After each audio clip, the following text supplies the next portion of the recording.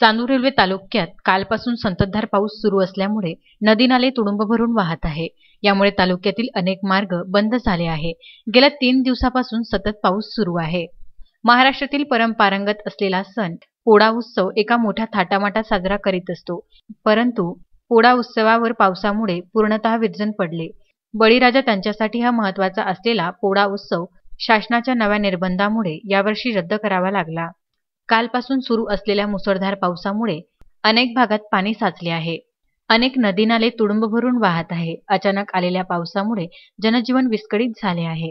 Chandur railway Palaskhed रस्ताच पूर्ण पाण्याखाली आला आहे। मांजरखेड कसबा येथील महादेव मंदिर बाजूला वाहत असलेली नदी पूर्ण दुथडी भरून वाहत आहे। मंदिरातील गाभारा पाण्याखाली आला आहे। चांदूर रेल्वे प्रशासन यांनी सतर्क राहण्याच्या सूचना दिल्या आहेत। Bandu Athawale, Vidarbha news, Chandur railway.